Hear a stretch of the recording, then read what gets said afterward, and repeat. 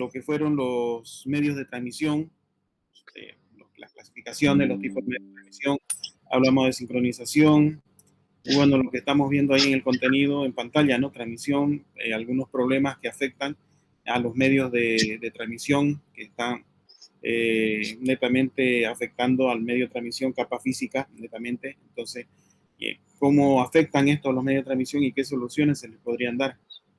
No recuerdo muy bien exactamente en qué punto quedamos, no sé si alguien se recuerda si quedamos en el punto 5, en el 6 o en el 7, para que pueda ayudar continuidad desde ahí. Por favor, no sé si me pueden confirmar.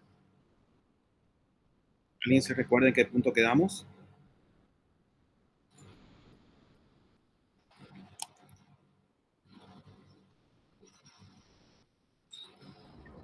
En el punto 5. En el punto 5, ok, gracias Alison. Entonces, en ese punto, problemas con las señales y las comunicaciones. Vamos a ver entonces, vámonos a ese punto.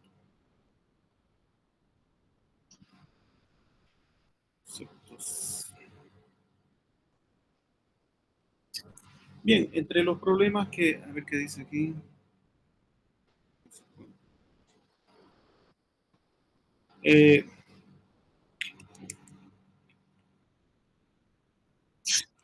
Bien, en el punto 5, algunos de los problemas que podríamos analizar son, como vemos en la pantalla, atenuación, reflexión, ruido, desfases y latencia. Son algunos problemas que se pueden presentar y que pueden afectar a los medios de transmisión al momento de realizar el envío y recepción de información.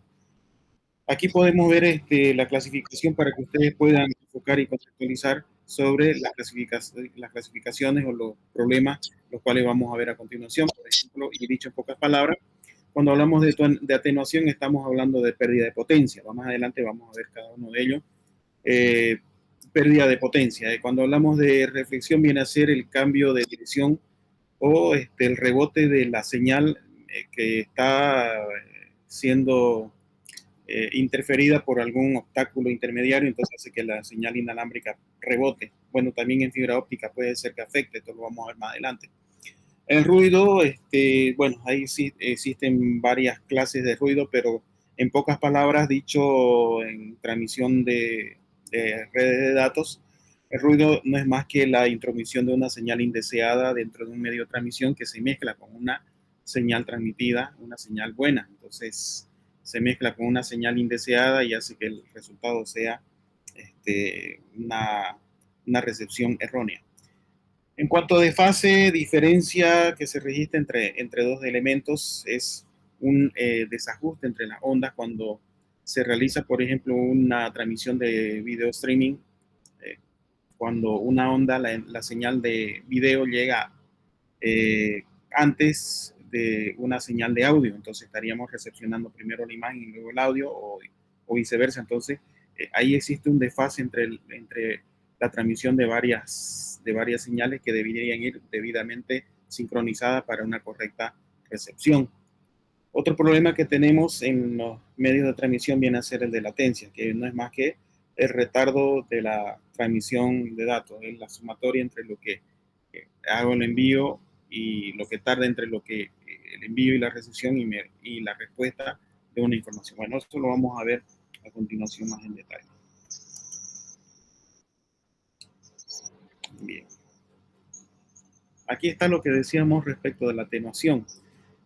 Pérdida de potencia. ¿Qué dice? Energía de la señal que decae con la distancia en cualquier medio de comunicación. Los medios guiados, en medios guiados esta reducción de la energía es por general logarítmica, como lo vemos ahí en el gráfico. Por tanto, se expresa típicamente con un número constante respecto de decibeles versus kilómetros. Bueno, básicamente este tipo de problemas afecta tanto a los medios guiados como a los medios no guiados también. Y tiene mucho que ver con la distancia. Conforme mayor distancia, entonces puede existir una tendencia logarítmica respecto a lo que es la pérdida de potencia. Si nosotros, por ejemplo, hacemos un tendido de cableado, estamos hablando de medio guiado, va a llegar determinada distancia dependiendo del medio de transmisión en la cual ya la señal que está siendo transmitida mediante ese cable va a perder potencia incluso va a llegar el punto en que la potencia sea tan mínima que el receptor no entienda qué es el dato que se está recibiendo. Ese problema, como les decía, entonces tiene mucho que ver con la distancia. Entonces, ¿cómo solucionamos este problema en medios de transmisión? Este problema lo podemos solucionar colocando repetidores intermediarios que puedan estos regenerar una señal y puedan nuevamente enviar al siguiente tramo, es decir, entre en un punto A y un punto B, por ejemplo, existe atenuación, existe pérdida de potencia, corto eso en dos segmentos, de tal manera que pongo un repetidor en medio, entonces en el punto intermediario se recibe la señal, ya con algo de pérdida también, pero este dispositivo que es el repetidor lo que va a hacer es regenerar la señal y la vuelve a enviar en el siguiente tramo hacia el punto B ya con una señal regenerada. Entonces, esa sería una solución para este tipo de problemas. Otro tipo de problema, no sé si me están ya. Otro tipo de problema que podemos presentar en la transmisión de datos es el de reflexión. Reflexión es el cambio de dirección de un rayo o una onda que ocurre al chocar con una superficie. Bueno, reflexión. Bueno, existe otro problemita que podría ser la refracción, que es el cambio de dirección de una onda al atravesar una superficie. Por ejemplo, este tipo de problemas se puede dar en transmisiones inalámbricas, por ejemplo.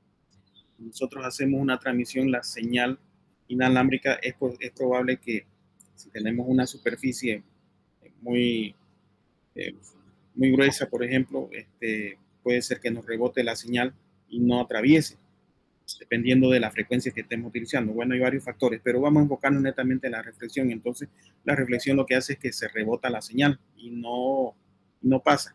O si es que llegase a atravesar esa superficie que está obstaculizando, se puede dar el problema de la refracción. Sí, atravesó, pero la dirección con la cual está siendo enviada la señal eh, puede ser cambiada con un ángulo diferente al que está siendo enviada. Algunas demostraciones que se hacen, por ejemplo, que tiene también influencia en la parte lumínica, cuando ponen un rayo, ¿cómo se llama? El láser, ¿no? Lo ponen en un espejo, entonces, en el mismo ángulo en que se apunta del láser al espejo, en el mismo ángulo se va a rebotar la señal. Es un ejemplito que muy básico para entender esto, ¿no? O el ejemplo de la refracción es cuando ponen un vaso de agua, por ejemplo, ¿no? También tiene que ver con tema lumínico. Y en el vaso de agua ponen un lapicero, un lápiz, algo recto. Se puede ver que el ángulo va a variar. Recuerden ustedes que las imágenes tienen que ver con luminiscencia, entonces este ángulo va a variar. Lo mismo sucede con las ondas transmitidas al momento de atravesar un obstáculo que puede variar su señal refractada. Perdón.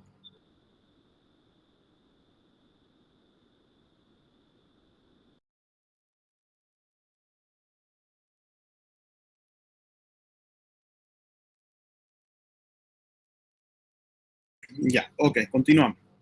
Entonces les comentaba este problema se puede dar también no solo en medios no guiados, también por ejemplo, en el caso de la fibra óptica, en las multimodos se puede presentar este problema, dado de que la superficie, es decir, el diámetro de la fibra óptica multimodo tiene un diámetro que puede llegar a suceder de que la señal transmitida o el rayo de luz transmitido a través de la fibra óptica vaya rebotando dentro del diámetro, o puede ser que dependiendo del material con que se construya la fibra óptica, entonces puede ser que sea refractada y la señal lumínica salga del núcleo. Y esto provoca de que por eso es que la fibra óptica multimodo tiene menos alcance y por tanto eh, tiene menos alcance e incluso puede llegar a tener menos velocidad que una fibra óptica monomodo. ¿Por qué la monomodo? Entonces, creo que ya lo comentamos, pero tiene mucho que ver con esto de refracción y reflexión y refracción. Porque la fibra monomodo tiene un diámetro mucho más pequeño que la multimodo, entonces de tal manera de que hace que la señal justamente evite la reflexión y la refracción. Hace que la luz tenga una tendencia mucho más recta en su viaje, por tanto tiene mayor alcance y por tanto tiene mayor velocidad. Bueno, obviamente este tipo de fibra óptica es más caro, ¿no? Tiene mayor trabajo al hacer el diámetro mucho más pequeño, entonces implica mayores costos también, ¿no? Entonces, de esa manera, la reflexión y la refracción puede llegar a ser un problema en cuanto a las transmisiones, ya sea en fibra óptica o ya sea mediante medios no guiados. Un ratito voy a tomar agua, ¿ya?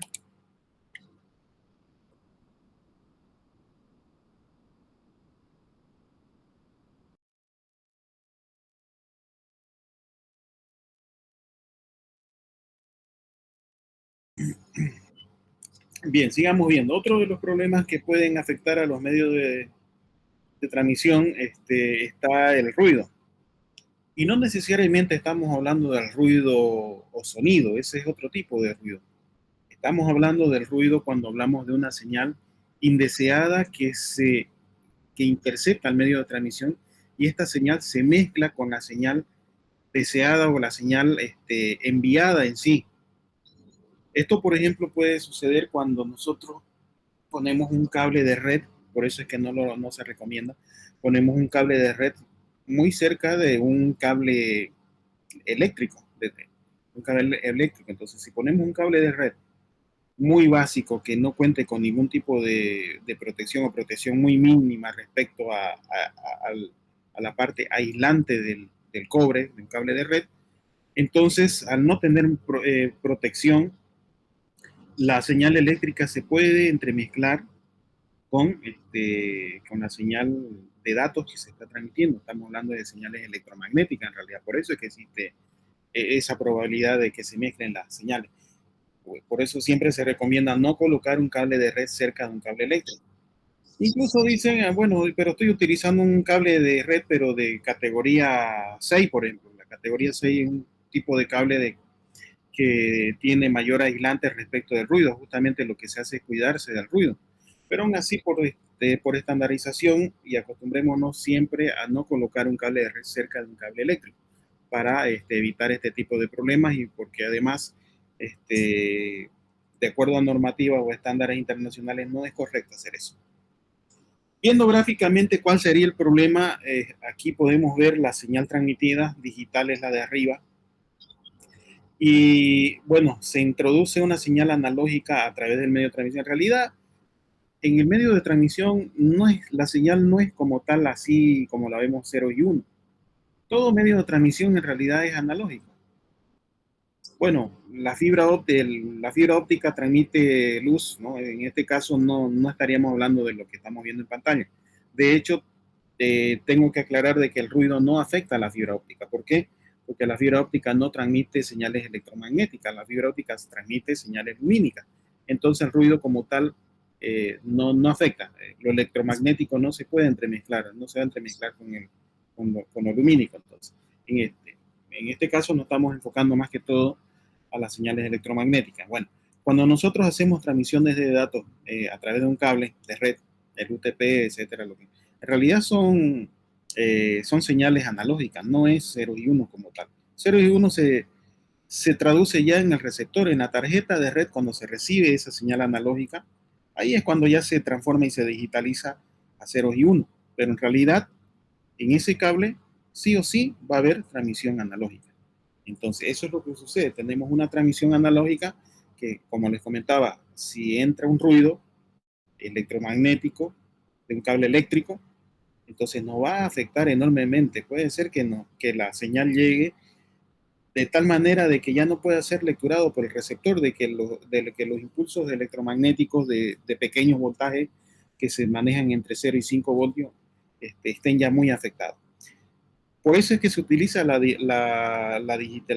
digitalización de las señales de transmisión, para que de alguna manera se pueda regenerar esa señal en caso de que exista un mínimo de ruido. Entonces, de alguna manera va a haber un impulso eléctrico arriba de los 3 voltios, por ejemplo, y se va a traducir como un 1. Eso lo vamos a ver en la última parte de esta unidad, justamente, cuando hablemos de digitalización.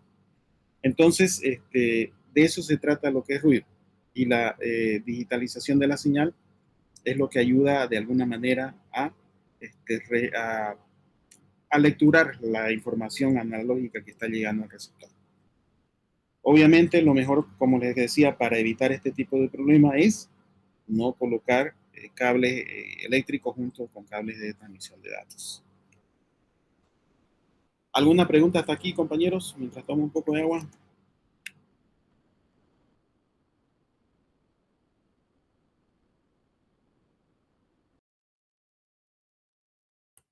Todo claro, ingeniero.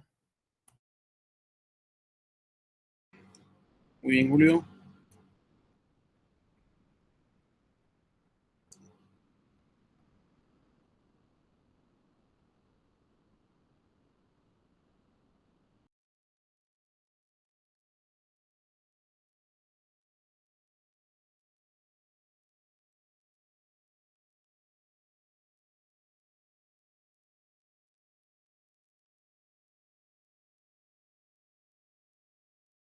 Bien, continuemos.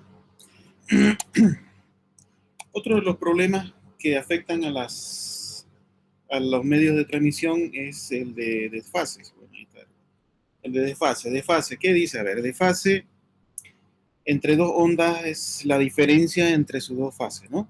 Habitualmente esta diferencia de fase se mide en un mismo instante para las dos ondas. Uno de los problemas que nos puede, que puede ser tangible, por así decirlo, es el problema de sincronización. Eh, ¿Qué es lo que sucede? El problema de sincronización es lo que comentaba hace rato, de que cuando nosotros, por ejemplo, hacemos video streaming, recibimos la señal de video primero y luego nos llega la señal de audio. Entonces ahí ya tenemos un desfase, no existe una sincronización como se debería. La señal no nos está llegando sincronizada como se debería. Existe un retraso en una de las señales transmitidas. Entonces el receptor ya está recibiendo la señal ya desfasada. En principio podría ser de que tengamos un desfase aceptable, tal vez un video streaming, bueno, se escucha, tal, pero puede ser que exista una gran cantidad de envío de información a tal punto que el desfase ya sea totalmente ilegible para el receptor y esto se puede volver un grave problema. Entonces, para esto, bueno, ¿qué dice ahí? Tormenta de señales en el canal de transmisión es justamente lo que comentaba, cuando ya existe un gran volumen de transmisión de información, entonces ya el desfase se puede volver verdaderamente un problema en la recepción de los datos. Lo que tenemos que hacer es, bueno, resetear los equipos, verificar de que todo esté en orden. En fibra óptica este tipo de problemas no se acostumbra mucho a dar, más que todo en señales de transmisión a través de radiofrecuencia o a través de medios electromagnéticos. Entonces, se verifican los equipos, se verifica de que todo esté debidamente funcionando a nivel físico y se puede resetear los equipos y nuevamente para que los equipos automáticamente hagan una sincronización y ya el envío de información sea correcto. Finalmente, la latencia, a ver qué dice aquí, se denomina latencia la suma de retardos temporales dentro de una red. Un retardo es un producto por la demora en la propagación y transmisión de paquetes dentro de la red. Por ejemplo, cuando nosotros tenemos el internet que nos va lento, nosotros abrimos la consola de la computadora o el terminal. Bueno, en Windows creo que le llaman consola, en Linux le llaman terminal, pero bueno, es lo mismo. Hacemos un ping dirigido hacia una página web o hacia un servidor y nosotros vamos a poder medir el tiempo de retardo. La latencia viene a ser la suma del retardo entre lo que es el envío de la información hacia el servidor y la respuesta del servidor hacia el transmisor. Entonces, esa suma de retardos, si es que es muy elevada, entonces puedo decir en lenguaje coloquial de que estoy teniendo una transmisión muy lenta. El internet está lento, dicen, ¿no? Eso viene a ser un problema, viene a ser el problema de latencia. Factores que influyen, tamaño de los paquetes transmitidos, es probable que tenga paquetes muy grandes, entonces por lógica va a haber cierta latencia. Tamaño de los buffers dentro de los conmutadores general, bueno, a veces sucede de que a mí me ha sucedido con equipos, ¿qué se llama esto? Con los MikroTik he tenido yo este problema, que los buffers se me han llenado en en una empresa donde le hacían mantenimiento, recuerdo hace unos años atrás, y cada vez era el mismo problema. ¿Y qué es lo que pasa? Entonces, me puse a investigar y había sido de que esos equipos MikroTik que ellos tenían, claro, por ahorrarse costo, el técnico que le hizo esa red puso unos equipos que funcionaban, sí, pero para el volumen de información que manejaba esa empresa no daba. Entonces, cada vez los buffers se llenaban de tal manera de que existía mucha latencia.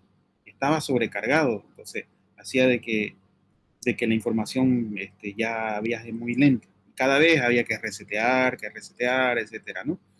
Entonces, es importante que nosotros cuando vayamos a hacer la administración de una red de datos tengamos en cuenta el volumen de información que va a viajar bueno, la complejidad que va a tener la red, etcétera, todos esos factores, y no poner equipos que no estén con la capacidad apta para determinado uso que se le va a dar, porque si no, no vamos a topar con este problema, que se van a llenar los buffers y vamos a tener una latencia terrible de tal manera que hasta puede inutilizar ya la red, ¿no? Entonces, ahí en ese caso que le estoy comentando, tuve que proponer la compra de nuevos equipos, hacer algunas configuraciones y bueno, ya con eso ya solucionamos un problemita. Y obviamente, cuando tenemos un ancho de banda saturado, tengo muchas personas conectadas a una red, entonces va a haber bastante latencia, se va a poner lenta la red, ¿no? Por eso es importante, como le decía, la capacidad de los equipos que nosotros tenemos utilizando. ¿Alguna pregunta, compañeros?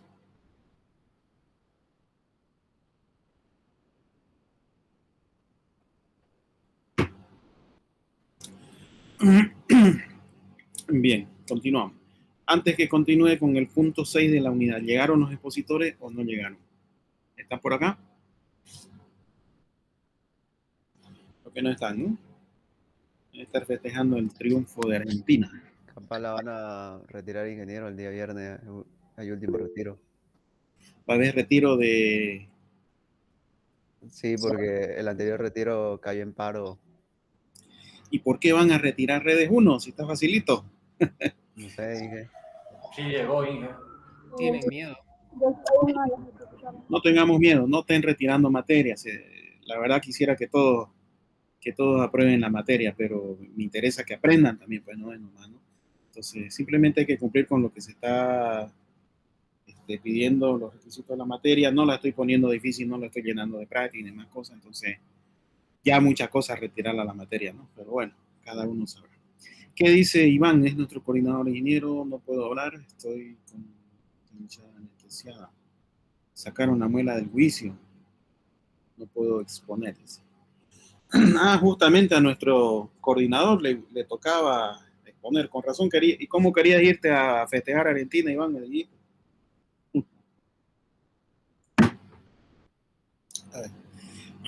Hoy venía venía de la universidad a mi casa ya para conectarme y veo mucha gente con la camiseta argentina. Caramba, digo yo, ¿será que en Argentina se pone la verde cuando gana Bolivia? Pero bueno, o será que hay muchos argentinos acá, ¿qué será? No? Pero vi muchos poleras argentinas.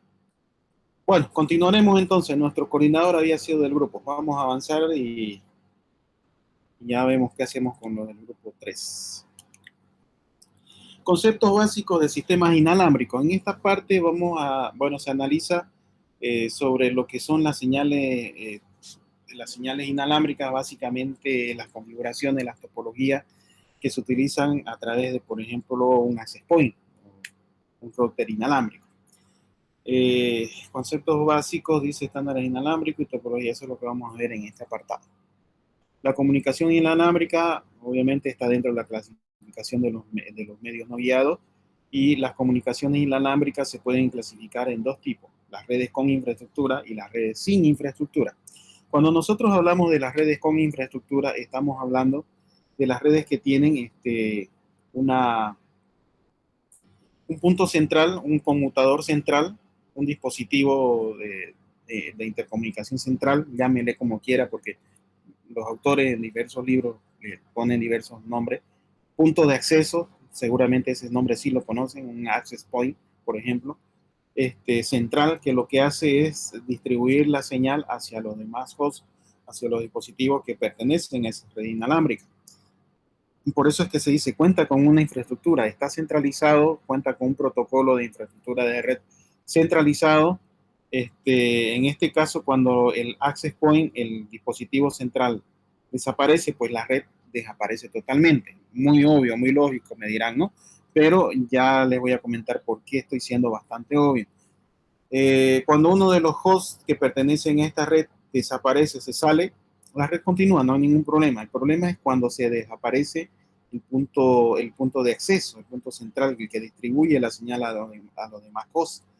En ese caso desaparece. ¿Por qué digo esto? Porque a diferencia de las redes sin infraestructura, que es la otra clasificación de las redes inalámbricas, en este caso, todos los dispositivos son de igual a igual. No existe un dispositivo centralizado. No existe un punto de acceso como tal, sino que todos los hosts hacen las veces de enrutadores. Enrutan la información de un punto a otro. Entonces, no necesitan de un punto central. Este tipo de red es bastante conocido ya hasta el día de hoy. Justamente hay una materia que doy que habla de este tipo de red, son de red sin infraestructura, que son las redes ad hoc, que es la otra materia. Creo que hay algunos que están llevando conmigo esa materia. Es una materia que corresponde a la carrera de redes y telecomunicaciones. Este tipo de redes sin infraestructura, entonces tiene sus ventajas, ¿no? Ventajas y desventajas, obviamente, las va a tener como en todo, ¿no? Bueno, este es un tipo de red, las redes sin infraestructura, que su desventaja, comenzaré por ahí, no tiene mucha seguridad como lo tiene las redes con infraestructura. Pero sin embargo, este tipo de red fue creada justamente para temas de redes donde se tiene que improvisar la intercomunicación entre dispositivos. Justamente por eso es que se llama redes ad hoc, perdón, redes ad hoc. Entonces, ad hoc significa improvisar. Entonces, este tipo de redes se utilizan, por ejemplo, para comunicaciones en, bueno, su finalidad, su creación, su origen, tiene fines militares. Entonces, fue creado para ser utilizado, intercomunicar dispositivos dentro de lo que es el campo de acción, ¿no? Para salvamento también se utiliza, los bomberos, etcétera, pueden hacer uso de este tipo de redes sin infraestructura para temas de comunicación, de salvamento, etcétera, ¿no? Existe también para temas de ocio, se puede montar una red improvisada dentro de un ambiente donde no existe un access point y se puede ejecutar algún juego, por ejemplo, para que se pueda jugar en línea, etcétera, ¿no? Estuvo de moda hace un tiempo atrás una comunidad, pero voy a tomar.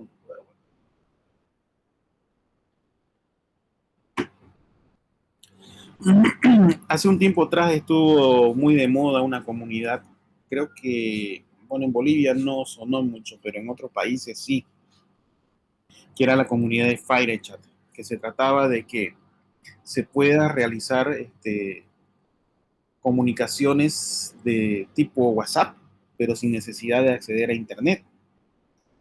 Pero para eso es importante que toda la comunidad, que todos los dispositivos que pertenecen a esa ciudad, por ejemplo, o sea, así de ambicioso era el proyecto, todos estén conectados o estén ejecutando la aplicación del FireChat.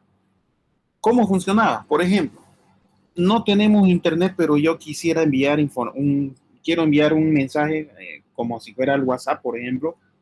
Estoy en la facultad, en nuestra facultad, en módulo 236, quiero enviar un mensaje hacia alguien que está allá en el Caballito, en la calle México, allá en el campo. Directamente no puedo. Obviamente, si tengo internet, sí, pero se trata de no hacer uso de internet. Entonces, ¿qué es lo que sucede? Tengo varios usuarios que están entre mi punto A, que es el punto del módulo 236, a mi punto B, que está en el Caballito de la calle México, por ejemplo, y tengo varios usuarios que están en ese tramo. ¿Qué es lo que va a suceder? Esos usuarios también están utilizando el FireChat. Hago el envío, la aplicación busca al FireChat más cercano y lo hace trabajar como un enrutador y hace que la información viaje enrutada a través de los dispositivos que utilizan esta aplicación y la información sin necesidad de internet va a llegar al punto B. Bastante interesante y funciona. Estaba funcionando en muchas ciudades. En Bolivia, bueno, tampoco es que sea tan necesario en ese caso porque, bueno, con WhatsApp y con internet ahora, con planes que hay, todo el mundo tiene, ¿no? Pero así es como funcionaba. Esto recuerdo haberlo visto incluso antes, en aquella época cuando se estaba ya empezando a utilizar el WhatsApp. En aquella época utilizábamos el Viber también, utilizábamos el Line, estaban de moda esas aplicaciones. Pero también se utilizaba esta que les digo, que no era necesario conectar a internet. Pero vámonos a la tecnología. ¿Qué sucede? Que hacía de que todos los dispositivos funcionasen como si fueran enrutadores. Estábamos hablando de una red inalámbrica sin infraestructura. No había un punto de acceso, un punto central. Entonces, bueno, me he demorado mucho. Entonces, las redes inalámbricas se pueden clasificar en redes con infraestructura y redes sin infraestructura. Aquí vemos el espectro electromagnético, que si nosotros vemos diferentes tecnologías se utilizan dentro de diferentes rangos electromagnéticos. Por ejemplo, la transmisión de radio está en ese rango. A partir de ahí ya se utiliza lo que es frecuencia modulada FM y lo que es televisión ya. Si subimos más a nivel electromagnético, en el espectro electromagnético, fíjense en este gráfico ya tenemos microondas, infrarrojos, ultravioletas, llegamos ya a la parte de rayos X, rayos gamma, ya son señales electromagnéticas ya peligrosas para el ser humano, ¿no? Aquí, por ejemplo, tenemos ya de este mismo gráfico ya un poco más, ampliando más a lo que son las transmisiones, por ejemplo, tenemos las frecuencias de entre 550 y 1700 kilohercios, son las señales AM, ¿no? Ahí podemos ver, se lo voy a dejar para que ustedes lo puedan analizar más adelante. Las señales de celular, por ejemplo, puede ser que esté entre los 800 y los 900 MHz. Las señales inalámbricas pueden llegar hasta los 5 GHz. Estamos hablando de la tecnología Wi-Fi. El estándar Wi-Fi establece que está... Generalmente lo que se utiliza en esta parte son los 2.4 GHz. Seguramente se han fijado que las señales Wi-Fi trabajan con 2.4. Pero si se trabajase con 5 GHz, estamos hablando de mayor potencia, entonces existe una versión de Wi-Fi que trabaja con esa frecuencia. Los controles remotos que trabajan con infrarrojo, bastante fuerte, ¿no? 100 GHz. La luz visible del foco ya trabaja con esa frecuencia y así se sigue.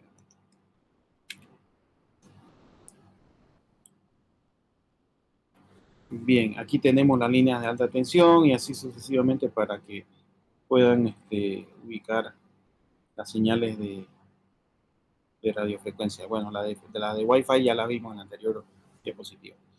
Una mayor longitud de onda va parejo de un descenso en la frecuencia. A mayor frecuencia se tiene una onda más energética, mientras que si la longitud de onda es alta, la onda tiene menor energía. Eso se refleja en los gráficos que hemos visto.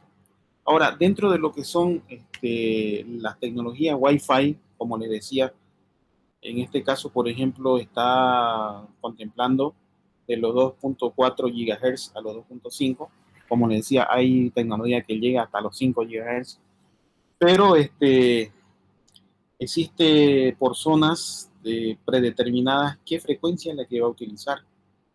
En realidad no afecta, ¿no? Si yo, por ejemplo, de Europa me traigo un equipo, puedo configurarlo para que funcione con la frecuencia que se trabaja acá en Sudamérica. Con diversos canales que puedo configurar a un access point para que pueda trabajar. Si es un access point, estamos hablando de Wi-Fi, sí o sí va a trabajar en este rango. Entonces puedo utilizar diferentes canales para poder trabajar con diferentes dispositivos en determinadas frecuencias. Pero no hay mucho que complicar. 2.4 GHz es el que viene por default. Y para eso el estándar, la IEEE 802, la punto 11, establece lo que es la tecnología inalámbrica Wi-Fi. Si nosotros entramos a estudiar la IEEE 802, la punto 11, porque existe 802.3, existen diferentes versiones, pero la punto 11 específicamente habla sobre la tecnología Wi-Fi. ¿Esto qué quiere decir? Habla sobre la frecuencia en la que va a trabajar la tecnología Wi-Fi, diferentes frecuencias, el alcance, etcétera, ¿no? Y para eso existen diferentes versiones de Wi-Fi, la versión A, la B, la G, la N y la AC. Aquí está, por ejemplo, alguna de las diferencias con la cual podemos diferenciar, podemos ver cada una de las versiones de Wi-Fi, la 802.11a o Wi-Fi versión A, el año de lanzamiento en el 99, trabaja una frecuencia de 5 GHz y tiene una tasa máxima de transmisión de datos de 54 megabits por segundo.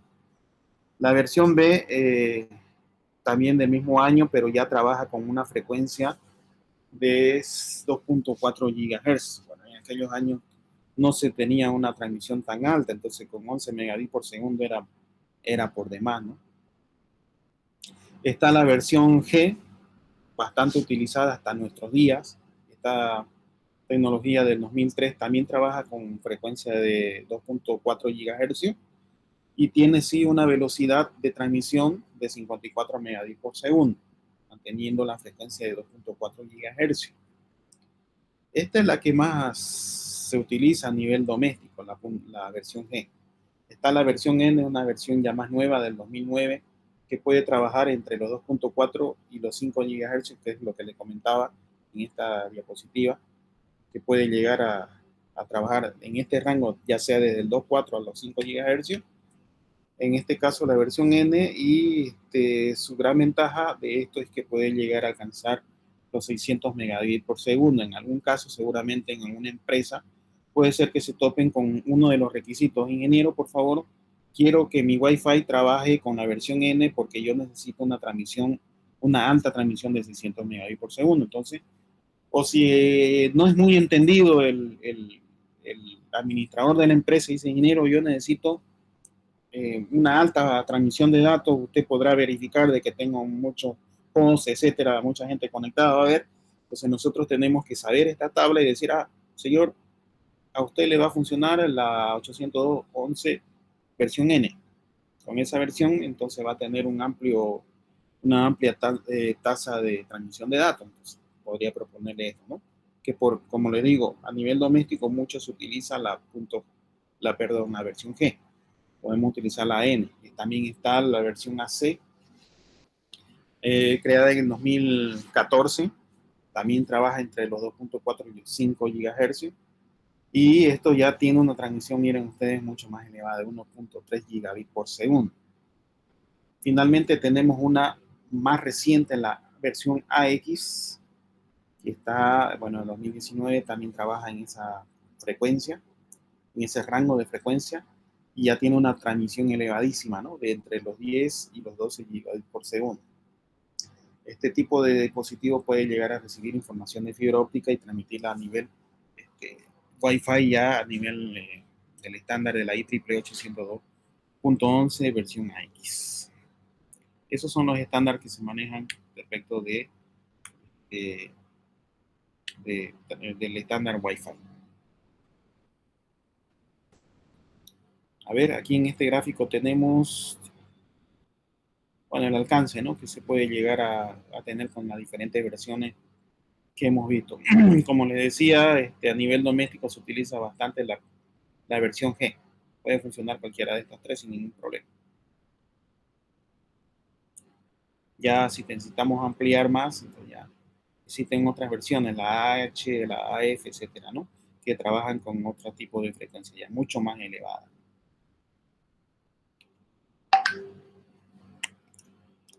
Un segundito, voy a tomar agua.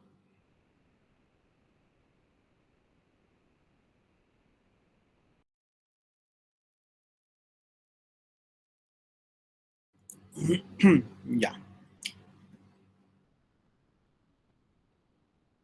Bien, siga. Aquí tenemos estándar 802.11. Su nombre comercial de este estándar de la IEEE 802.11 es el Wi-Fi. Seguramente lo habrán escuchado. El Wi-Fi es muy conocido, obviamente, pero su estándar que está detrás de ese nombre comercial en realidad es IEEE 802.11. Ya. utiliza este tipo de control de acceso al medio. Esto lo vamos a ver ya en la unidad 4, el CSMA-CA. En la unidad 4 vemos qué es eso. Y aquí están todas las variantes que le estaba comentando en el gráfico anterior. Incluso está por la versión AD, 7 gigabits por segundo, y con ese rango de frecuencia. Pero también existen otros estándares inalámbricos. Su nombre comercial, por ejemplo, es el Bluetooth, pero a nivel de estándar, este viene a estar normado dentro de la IEEE 802.15. Si nosotros entramos a estudiar la IEEE 802.15, vamos a ver todo lo referente a Bluetooth. Bueno, en este caso admite velocidades de hasta 3 megabits por segundo. Estamos hablando de redes de área personal, no son redes muy extendidas, ¿no? Se puede utilizar para dispositivos de poco alcance, incluso para redes de sensores podemos utilizar Bluetooth. Proporciona emparejamiento con dispositivos con un máximo de hasta 100 metros, ¿no?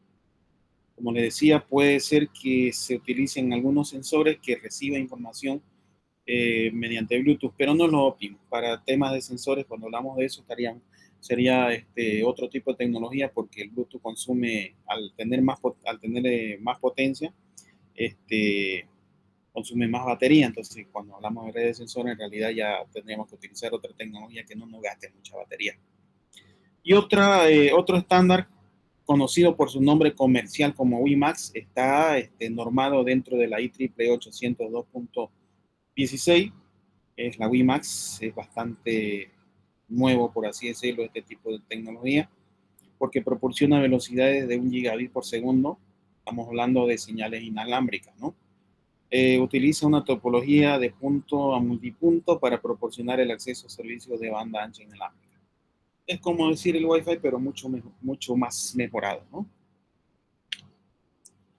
Ahora, cuando nosotros hablamos de las topologías de redes inalámbricas, porque en las anteriores unidades nosotros hemos visto topologías de redes, pero más orientado a redes cableadas, ¿no?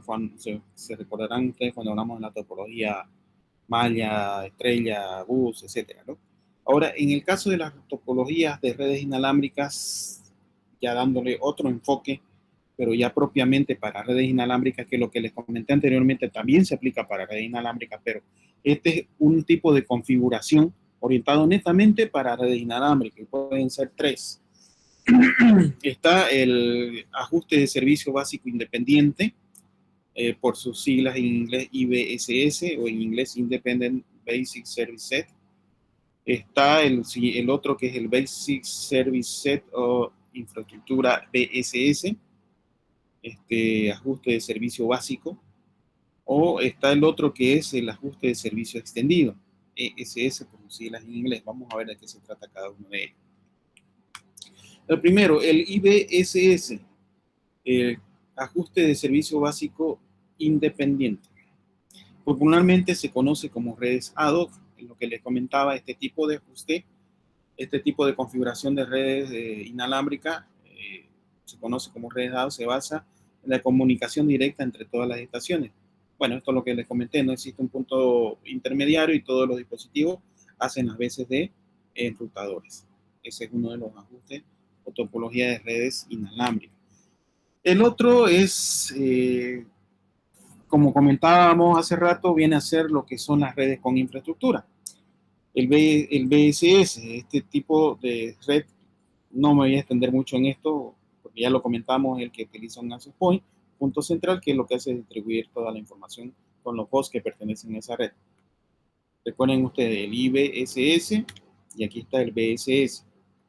Es el independiente. En cambio, este no es independiente. Esa es la diferencia. Y finalmente está el ajuste de servicio extendido. En realidad se trata de un conjunto de BSS, o sea, de aquí, que tiene un enlace point. Se trata de un conjunto de BSS conectado mediante un sistema de distribución. Los puntos de acceso se comunican entre sí para permitir que las estaciones puedan pasar de un conjunto BSS a otro, sin perder la comunicación. Entonces, por ejemplo, puedo yo poner 2 access points conectarlos a una misma red y estos dos conjuntos pueden llegar a pertenecer a la misma red. Entonces pueden llegar a ser una sola red, pese a que están conectados a diversos access points. ¿Se puede hacer esa configuración? Sí, se puede. Fíjense ustedes que sí se puede. Seguramente habrán hecho ya la prueba a nivel doméstico, se realiza muchas veces, ¿no?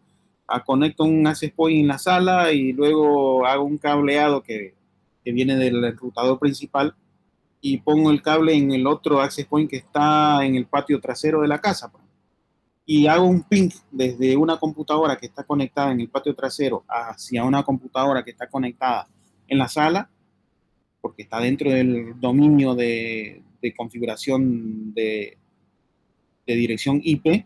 Entonces se van a responder entre ellos, se van a ver esos dispositivos, pese a que tiene esta configuración, como vemos aquí en la pantalla, de que están conectados en diferentes access points, pero pertenecen a una misma red, están dentro de un mismo rango de direcciones IP. Eso ya es más que todo a nivel de configuración lógica, eso lo vemos en la unidad 5, pero sí se puede, es el conjunto, cuando hablamos de conjunto de servicio extendido, es el conjunto de varios BSS, que entre ellos sí se pueden ver.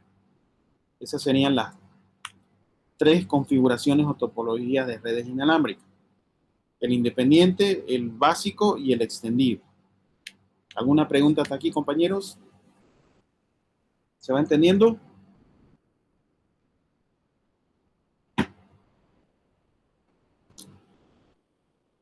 Bien, entramos a la última parte de la unidad donde hablamos de codificación digital. Recuerden ustedes que lo comentamos hace rato cuando hablamos de las transmisiones a través de un medio de transmisión, que sea guiado o no guiado, de que la información viaja de manera analógica. Entonces, los dispositivos receptores, bueno, como los transmisores también, tendrán que hacer el trabajo o el proceso de codificación. Tiene que entenderse cuándo es un 1 y cuándo es un 0, porque la computadora en sí solamente entiende de 0 y 1, como bien sabemos, ¿no? A ver, veamos, tenemos aquí algunos videos, creo, vamos a ver.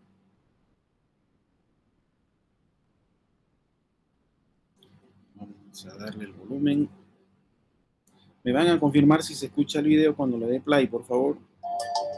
¿Se escucha? Muy bien. La conectividad inalámbrica está en todas partes. Cuando buscamos una película en un smartphone, al abrir un auto con una llave inteligente o al recibir direcciones paso a paso en nuestro GPS. Es parte de nuestra vida diaria al brindar entretenimiento e información, mejorar nuestra seguridad o incrementar la productividad. Pero, ¿cómo funciona? Cuando dos dispositivos se conectan inalámbricamente, intercambian información o datos por medio del aire.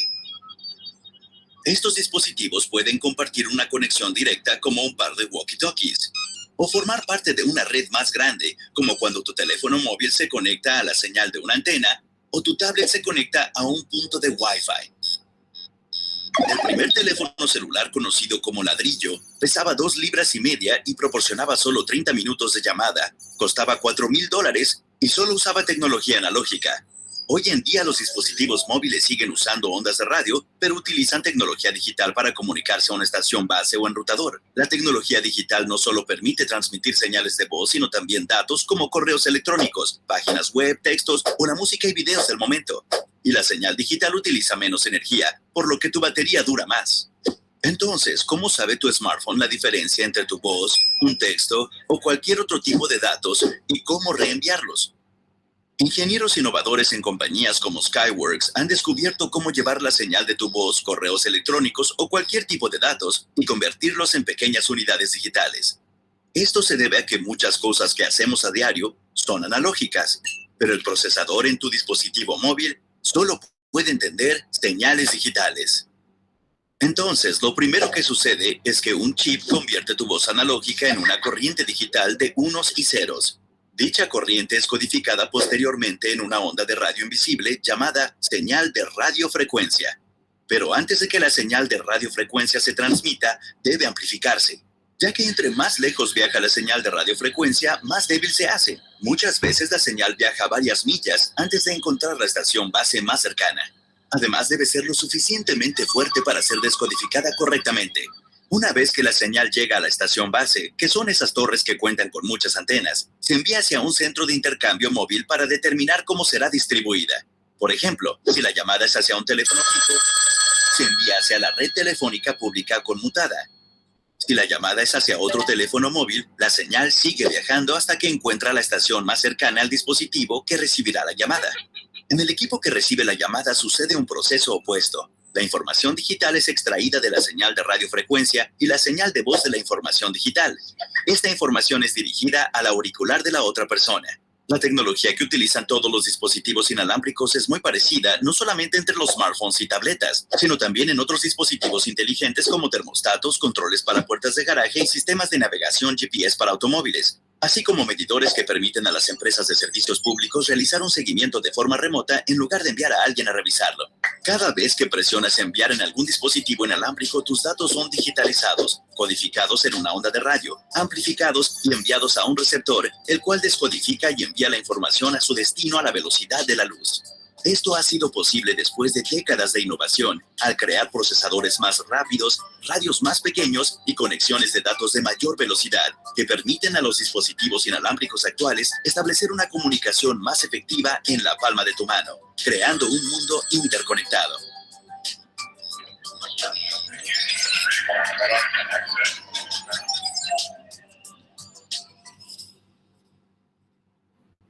Bien.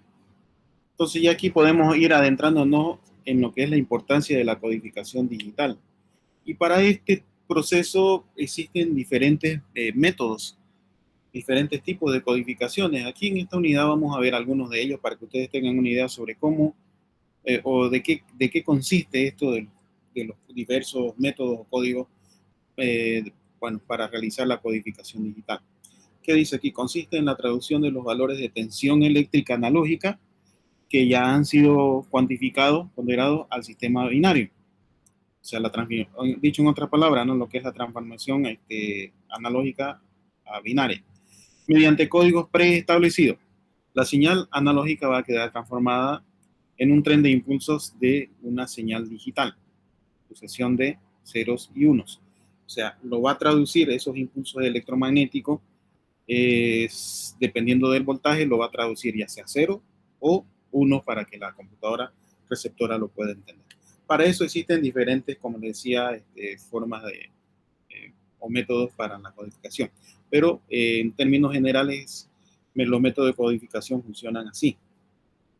Existe una señal analógica que entra al muestrador. Bueno, esto lo vamos a ver más adelante en unos videos, pero esta es la forma general sobre lo que son los métodos de codificación. Está el muestreo, que viene a ser el conjunto de señales analógicas, determinados tiempos.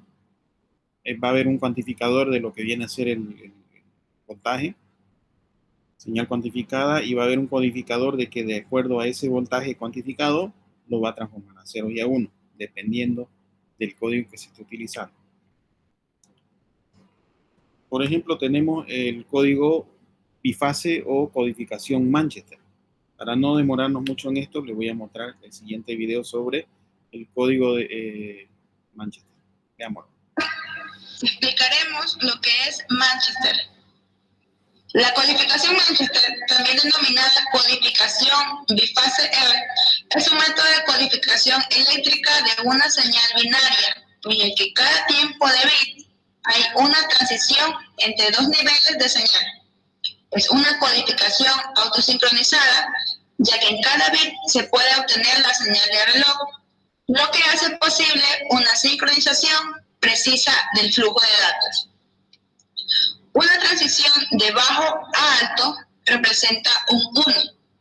Una transición de alto a bajo representa un 0.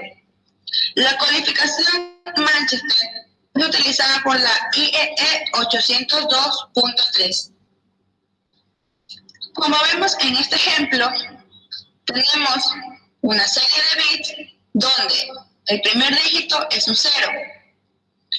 0 nos decía que empezaba de alto a bajo, seguida de un 1, que cuando es un 1 es de bajo a alto, seguida de otro 0 que es de alto a bajo, 0 nuevamente, alto, abajo, 1, bajo a alto, otro 1 de bajo a alto, y así hasta terminar toda la serie de bits.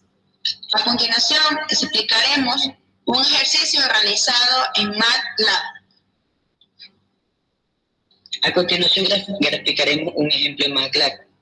Previamente codificaremos la función que nos permitirá visualizar el comportamiento de la serie de bits que queremos representar con el esquema de codificación Manchester. Llamaremos a la función Manchester y recibiremos un parámetro que será la serie de bits de la señal a codificar. Luego calculamos la longitud en el código de la señal entrante para verificar así cada bit y graficar dependiendo de si es un 0 o un 1. Para ello tenemos en el código condiciones que nos ayudarán a evaluar los cambios en los bits. Como vemos, están los if. Ya habiendo definido el código, introduciremos la señal. Esto lo haremos en la ventana de comandos. Nuestra señal será la siguiente. Una vez ingresados los parámetros, introduciremos la función Manchester y enviaremos el parámetro que habíamos ingresado previamente y generaremos la gráfica. La gráfica ha sido generada con los parámetros que hemos enviado y con lo explicado anteriormente, en donde indicamos que un 0 es de alto a bajo y un 1 es de bajo a alto. Y listo. Tenemos nuestra gráfica. Ahora explicaremos lo que es Manchester diferencial. La codificación Manchester diferencial es un método de codificación de datos en el que los datos de la señal reloj están combinados para formar un único flujo de datos autosincronizable. Un bit 0 al principio indica un bajo alto. Un bit 1 indica la transición ya sea de arriba abajo o de abajo arriba. Cuando hay un 0 al lado del 1, este mantiene el mismo nivel. El siguiente ejemplo es Manchester diferencial. En este código, como empieza en 0, va de bajo hacia alto. Luego se encuentra con un 1, entonces va de nivel de alto a bajo. A lo que encuentra un 0, mantiene el mismo nivel anterior. En este caso el 1 está de alto a bajo. El siguiente es un 0, mantiene el mismo nivel anterior. El siguiente número es el 1. Aquí va a haber sincronización. En este caso, como el 1 anterior era de alto a bajo, acá va a ser de bajo a alto. El siguiente 1 va a haber otra sincronización. El 1 anterior era de bajo a alto, el siguiente 1 va a ser de alto a bajo. Aquí encuentra un 0. Como encuentra un 0, va a mantener el nivel anterior del 1. En este caso va a ser de alto a bajo. El siguiente 0, alto a bajo. El siguiente 0, alto a bajo. El siguiente 0, alto a bajo. Aquí encuentra un 1, va a haber sincronización. Como el anterior 1 era de alto hacia abajo, el 1 siguiente va a ser de bajo a alto. Y termina con otra sincronización de un 1 de un alto a bajo. El siguiente código muestra la gráfica para Manchester diferencial. Vemos aquí las variables que están totalmente definidas. Tenemos un bucle while, dentro de él tenemos un bucle if. Y lo que va a hacer es simplemente graficar cuando haya señal, tanto para 1 como para 0. Entonces, dentro de esto, en los comandos, vamos a colocar la función, es decir, la cadena de bits. Tenemos una cadena de bits y dentro de la función que se muestra a continuación, vamos a darle el valor de diferencial para la función h. Bien, veamos ahora el otro código que viene a ser el código binario multinivel para que ustedes puedan ver la diferencia entre el bifase y el multinivel, que también es bastante útil. A ver, veamos. Hola, mi nombre es Pablo Pablaza y en este video veremos los esquemas de codificación digital bipolar AMI y B8ZS. Bipolar AMI o Bipolar Alternate Mark Inversion es un código línea para propósitos de transmisión digital, específicamente para la codificación de las señales digitales. Este esquema de codificación utiliza 3 niveles de señal, un voltaje positivo, un voltaje cero y un voltaje negativo, lo que permite codificar los bits de la información que se quiere transmitir en 3 niveles distintos. A partir de lo anterior, se obtiene que cada nivel de señal puede representar solo un bit por ciclo. Esto está dado porque de forma teórica, dado que la codificación consta de 3 niveles, cada nivel puede contener hasta 1,58 bits, pero dado que los bits son enteros, esto se aproxima a un bit por nivel de señal. En este esquema de codificación, los bits 0 siempre son asignados con un nivel de voltaje 0, mientras que el nivel de los bits 1 es asignado en base al nivel del 1 anterior. En particular, el primer 1 a codificar siempre se le asigna un nivel de voltaje positivo. Como se observa en la tabla, para el bit 0 siempre se le asignan los 0 volts, mientras que el nivel para los bits 1 depende del nivel del 1 anterior. Por ejemplo, si el 1 anterior tiene nivel positivo, al bit actual se le asigna nivel negativo y viceversa si el anterior tiene un nivel negativo. Veamos ahora un ejemplo. Se tiene una señal de data cualquiera, la cual se quiere codificar utilizando la codificación bipolar AMI. Bueno, como uno de los primeros requerimientos de la codificación es que el primer bit 1 se codifica con nivel positivo. Luego el bit 0 siguiente se codifica con nivel 0, como ya se habló anteriormente, y el siguiente 1 se codifica mirando el bit anterior 1, que en este caso el anterior es positivo, entonces el actual se codifica como un nivel negativo. Luego se tienen 2 ceros consecutivos, los cuales también se codifican con nivel 0, y el siguiente 1 se codifica como nivel positivo, dado que el 1 anterior fue codificado con nivel negativo. Posteriormente la señal se sigue codificando siguiendo la lógica y se obtiene la señal que se observa en pantalla. La codificación bipolar tiene algunas ventajas, como que reduce la desincronización por unos consecutivos en el receptor o que la componente S de la señal resultante es nula, pero también tiene un problema, ya que puede existir desincronización en el receptor si hay muchos bits 0 consecutivos. Para corregir la anterior, surge la codificación B8ZS, o Bipolar with 8 Zeros Substitution, que es un esquema basado en bipolar AMI, siguiendo la lógica de codificación, pero con un pequeño cambio. Este consiste en que si hay 8 ceros consecutivos en la data, estos se codifican de forma particular para reducir desincronizaciones en el receptor. La lógica de codificación en este esquema es prácticamente la misma que en bipolar AMI, pero si hay 8 ceros consecutivos, estos se codifican como se muestra en la tabla. Si el 1 anterior al tren de ceros es positivo, los 3 primeros ceros se dejan igual, el siguiente toma un nivel positivo, el siguiente nivel negativo, luego hay un cero intermedio y se termina con un nivel negativo y otro positivo. Por el contrario, si el 1 anterior al tren de ceros es negativo, el esquema de codificación del tren es opuesto al caso anterior. Veamos ahora un ejemplo utilizando la codificación B8ZS. Como se observa en la imagen, se tiene un tren de bits que posee 8 ceros consecutivos. Bipolar AMI solo les asigna un nivel de voltaje 0, mientras que B8ZS sigue el esquema mostrado. En este caso, considerando que el bit 1 anterior a los ceros tiene un nivel positivo. Por el contrario, si el bit 1 anterior a los ceros tiene un nivel negativo, la codificación de los ceros se invierte con respecto al caso anterior, para luego continuar codificando la señal con esquema bipolar. La tasa de modulación corresponde a la tasa a la cual se generan los elementos de la señal y está dada por el cociente entre la tasa de datos y el número de bits por nivel de señal. Dado que AMI y B8ZS son esquemas bipolares y como se vio anteriormente, en estos casos solo se puede representar un bit por nivel de señal, la tasa de modulación viene siendo igual a la tasa de datos sobre 1. En cuanto a aspectos positivos y negativos, los esquemas de codificación bipolar brindan ventajas respecto a evitar desincronizaciones por trenes de bits iguales, además de que la componente continua neta de la señal es nula, y finalmente estos esquemas son muy aptos para la detección individual de errores en la transmisión. Respecto a los aspectos negativos, en la codificación bipolar AMI existe la posibilidad de desincronización si hay un tren de ceros consecutivos, y por otra parte, ambos esquemas solo permiten la representación de un bit por nivel de señal. En cuanto a los usos de estos esquemas de digitalización, el esquema bipolar AMI fue utilizado en las primeras redes PCM y también a veces usado en algunos multiplexores antiguos.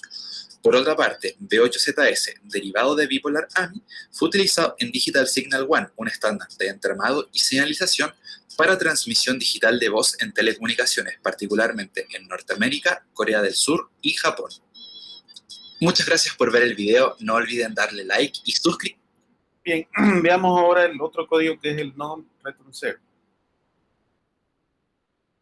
Hola, bueno, a mí me tocó lo que viene siendo el concepto de RZ, pero antes de empezar me gustaría mostrar algunos conceptos para entrar a lo que viene siendo el tema, ¿ok? Bien, los códigos de línea. Los códigos de línea son medios de transporte digital para datos. Estos consisten en representar la señal digital transportada respecto a su amplitud y tiempo. Para convertir la señal a digital, faltaría convertir los símbolos a bits. Esto es muy importante.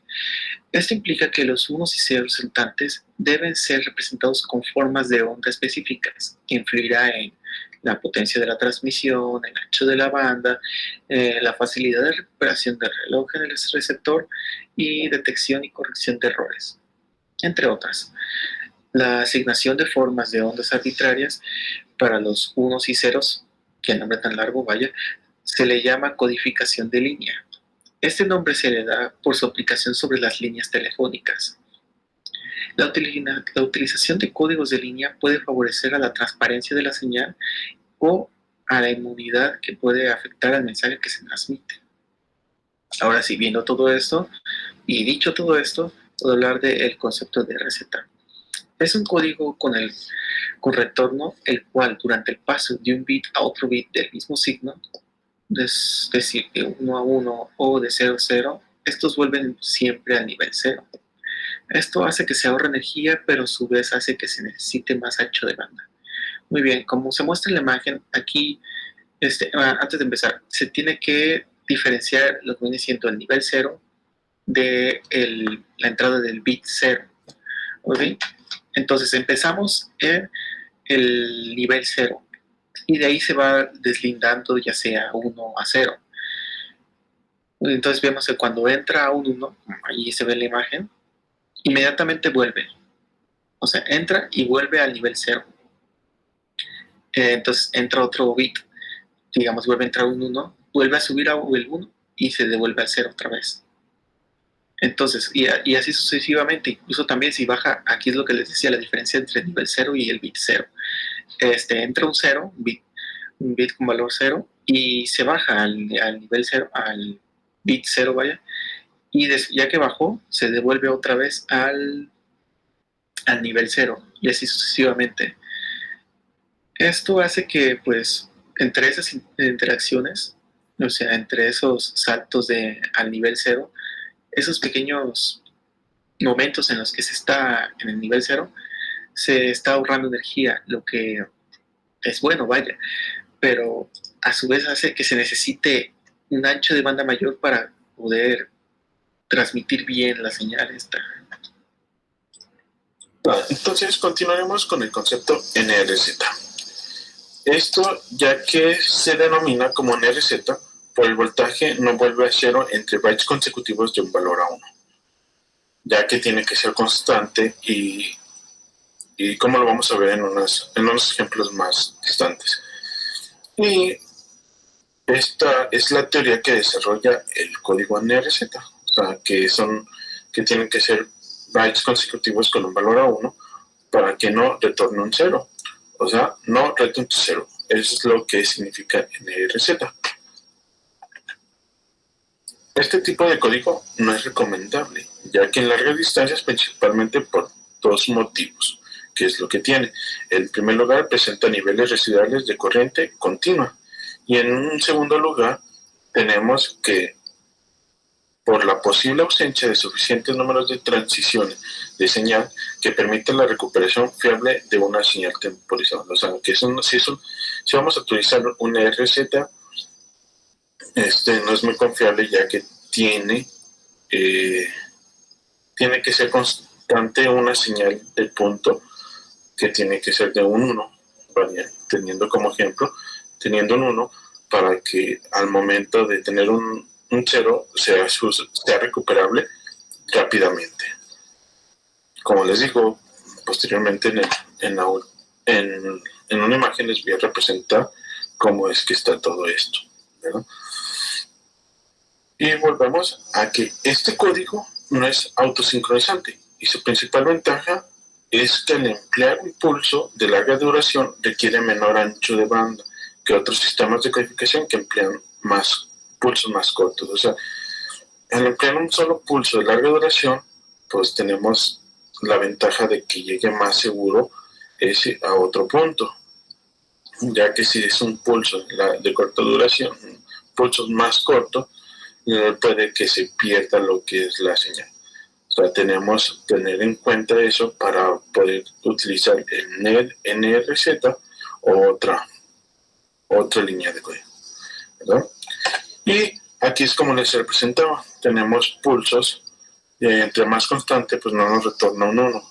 O sea, es más fiable, tenemos más fiabilidad en llegada de datos, se podría decir, para tener tener del punto.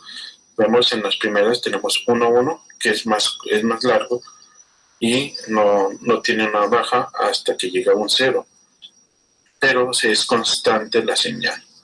No tenemos que tener mucho corte, sino que es más larga la señal en el RZR.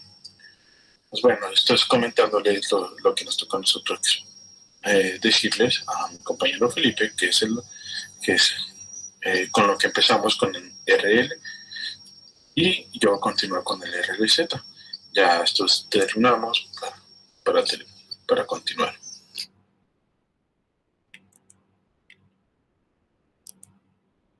Listo, compañero.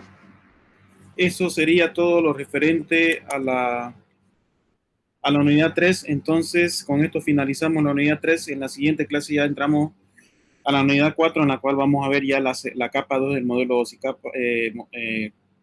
la capa 2, enlace de datos. Que tengan buenas noches. Nos vemos en la siguiente clase. Hasta luego, ingeniero. Hasta luego a todos.